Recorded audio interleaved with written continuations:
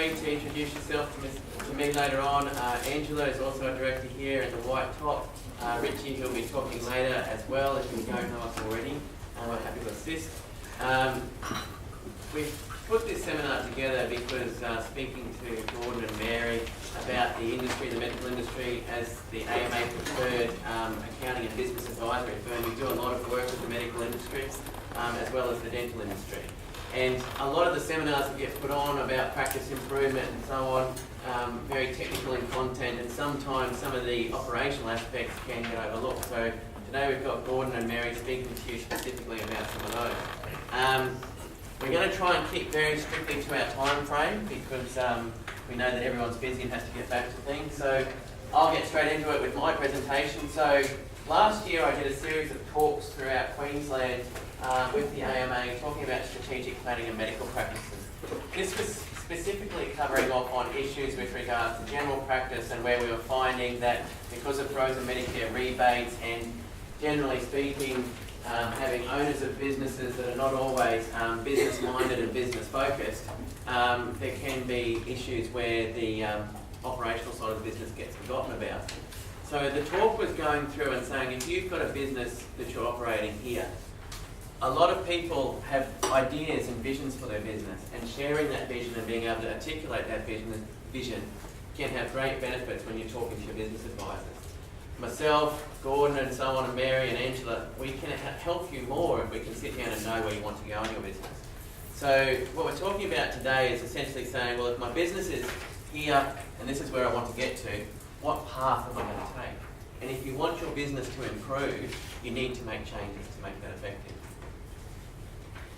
So how do we do that? Well, at William Buck at the moment, we have been doing strategic planning with an awful lot of our medical clients. So we're sitting down with practice groups, and it's a day-long session. We're trying to cut it back for some practices wanting to do half-day sessions, which has been finding it difficult. But generally, we're setting aside a day, which has been a Saturday, and we sit down with the practice and go through and say, okay, what's your vision for the business and how are you going to get there?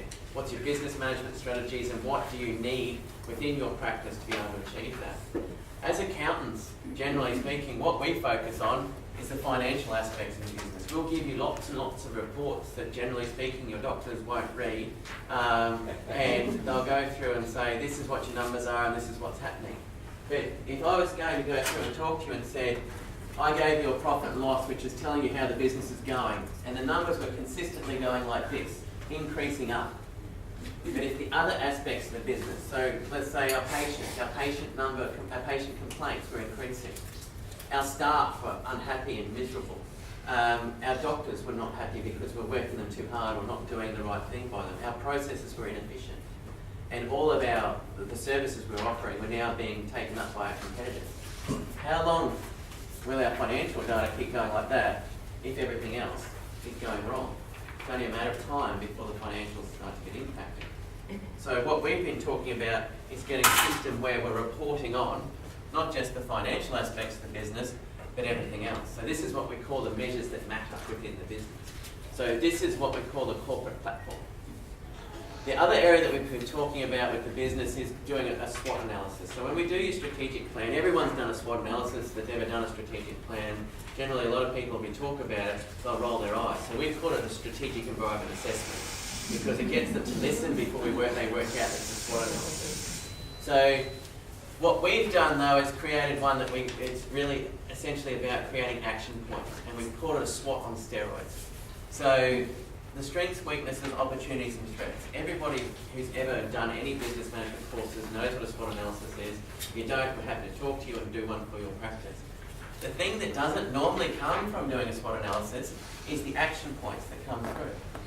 So you can go through and say, well, these are the strengths of our practice. These are the weaknesses. These are the opportunities and the threats. But if you don't have actions that come from that, you've already done half of the process.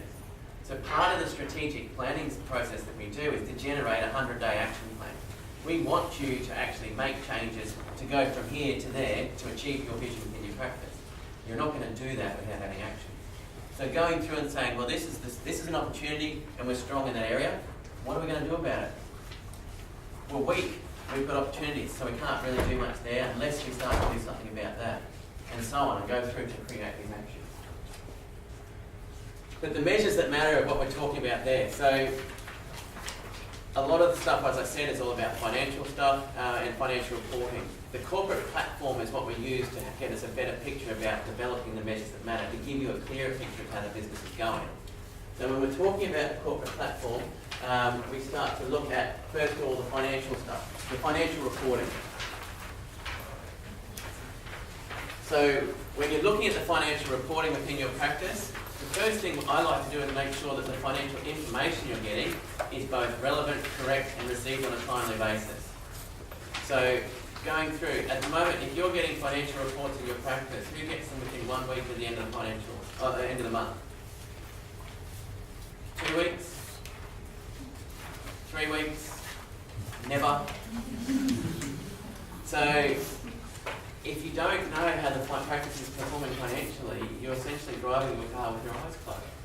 You need to have that sort of data coming through, and it needs to be timely. What we've done here is implement some of our clients' flash reporting. Now, it's not easy, it takes time.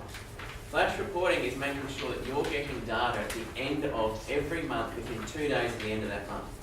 So if we finish on the 29th of February, you'll have data about the financial performance, the profit and loss and balance sheet for the practice on the 2nd of March. And importantly, that data will be in an actual format that you can read and understand. It won't be rubbish. We get an awful lot of clients that are saying, I get a profit and loss and a balance sheet every quarter from my bookkeeper, and it's rubbish. You can't understand it if you don't read and it's incorrect. So that's almost as bad as driving. Well, it's probably worse than driving with your eyes closed because you're driving in the wrong direction because you don't know what you're actually looking at. The next thing we talk about is developing what we call rolling quarterly forecasts.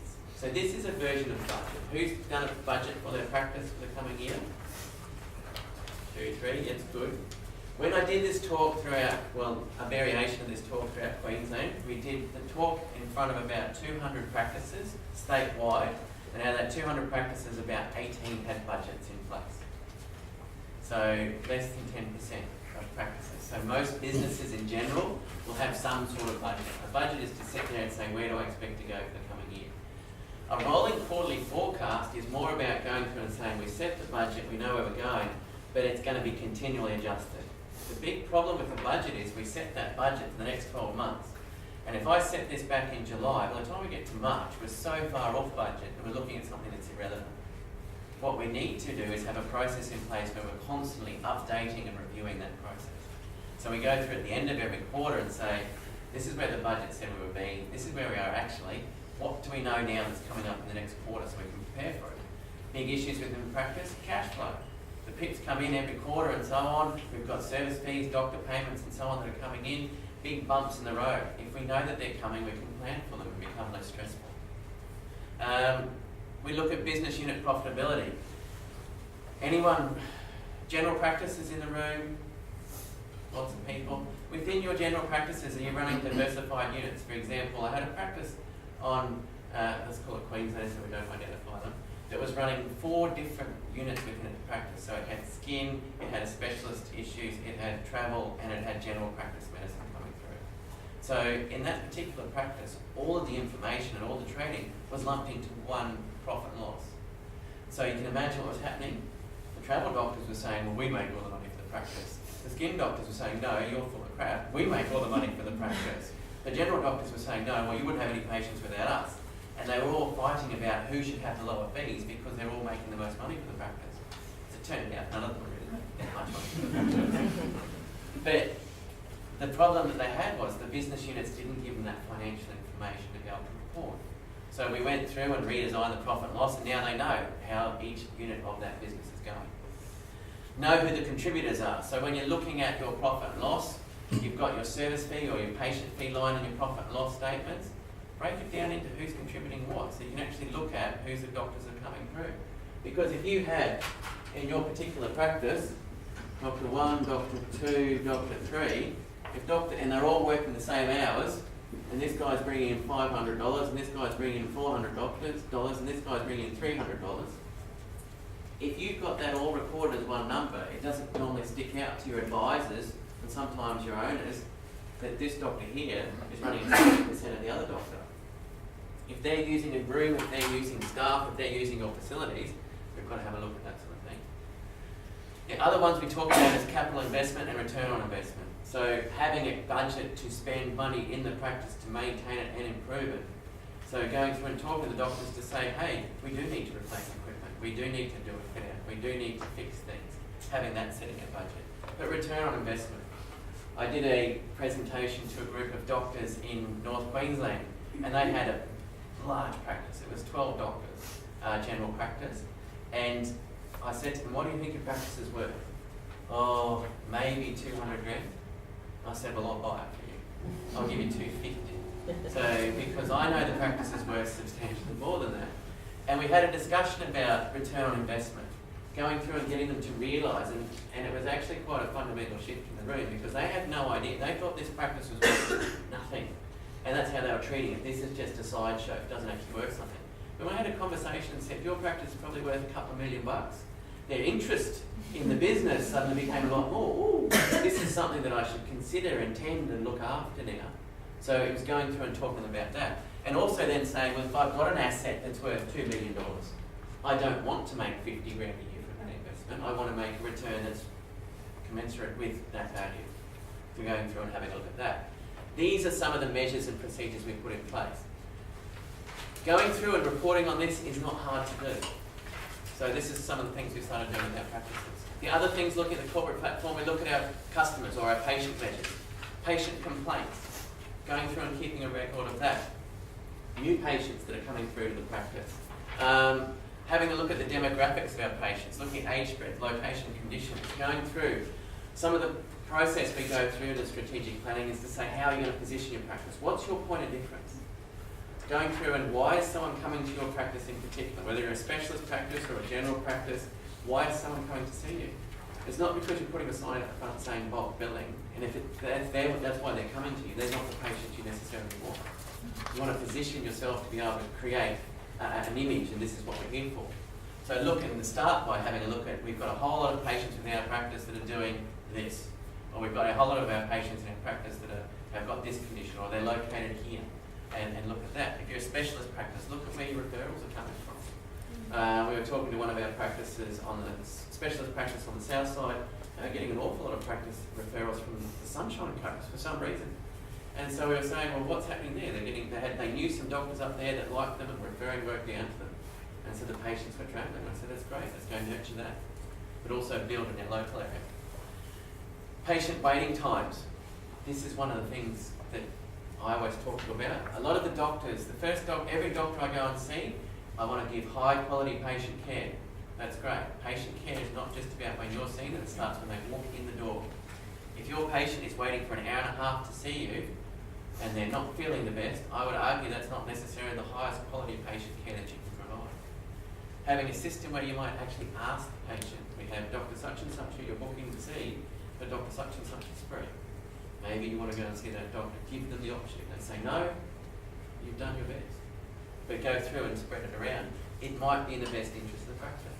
Because if you get a system where all your patients are going to see one doctor and they're waiting for an hour and a half, sooner or later they're going to get sick of it and they're going to see someone else. Focus on good patients.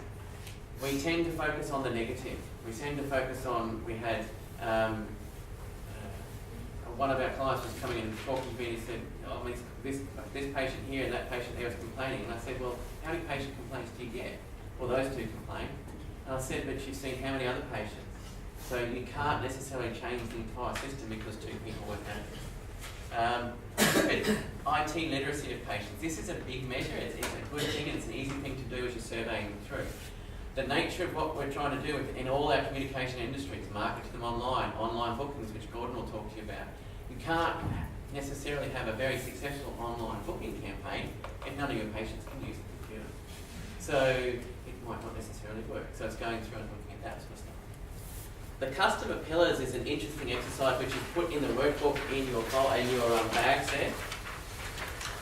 We're not going to do it now, it's something to take away. I encourage you to do it. It's a really good thought-provoking process about looking at your practice and the patient demographics. Putting yourself in the shoes of a patient and someone that's coming to see you. Go through and look at maybe your top 6 customer profiles. What do they look like? It could be 65-year-old people young families, it could be diabetics, asthmatics, it could be, emergency cases that are coming through. What do they want? Each one of them is going to want something slightly different.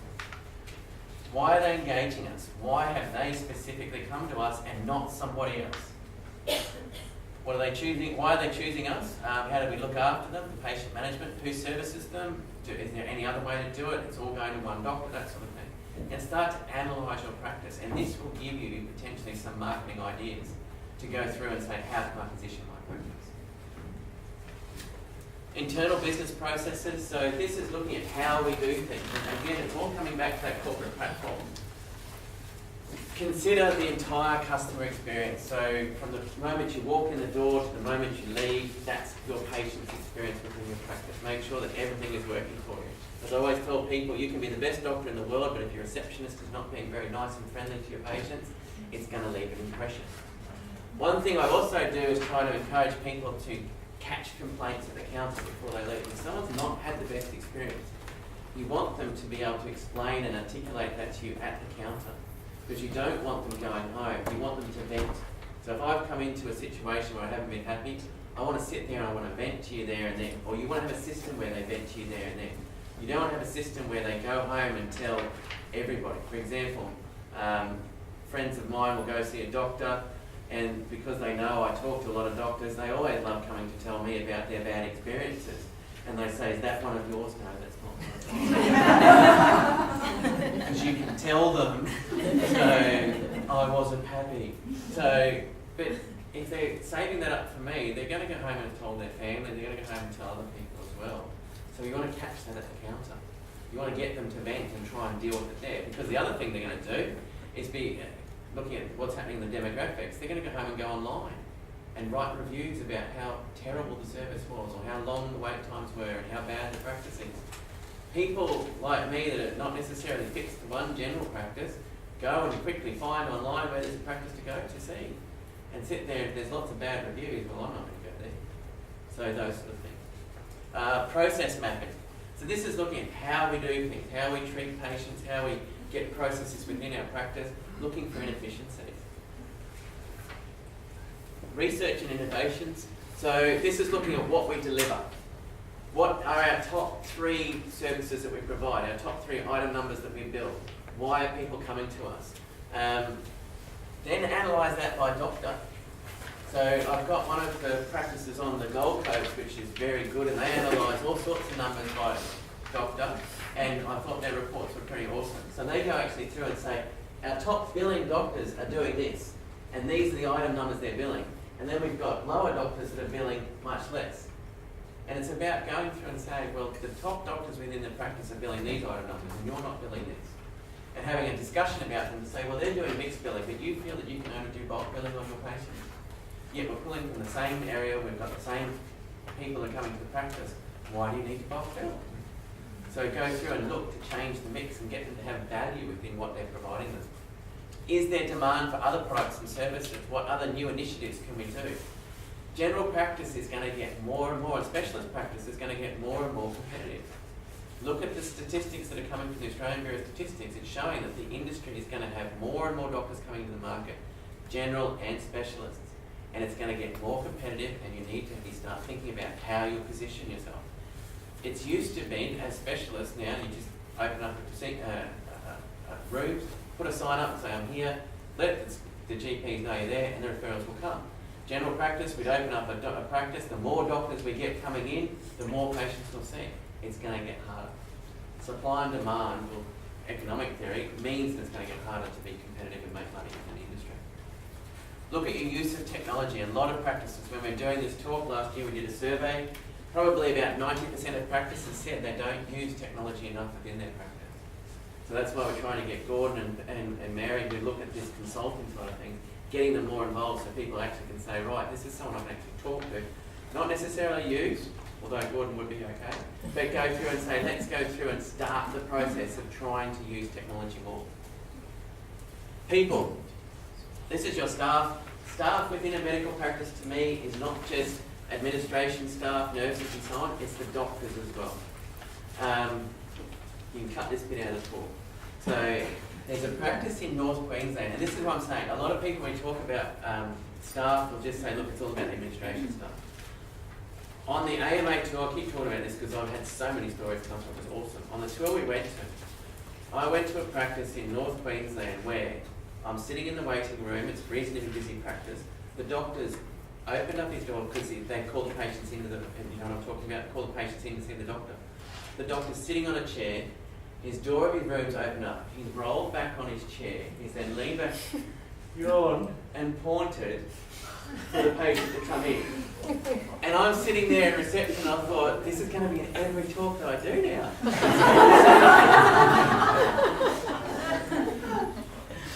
There's surveys out there and reports out there that tell you the more the doctor engages the patient on a human level, the less claims against them for malpractice and issues that they will resolve. The more the doctor wants to be standoffish, potentially rude, or even shy, the more claims that they get. And shy is something that they need to be aware of, because a lot of doctors are shy. They don't have the best communication skills. Because we have to remember, is there any doctors in the room? We have to remember, for the most part, they're nerds.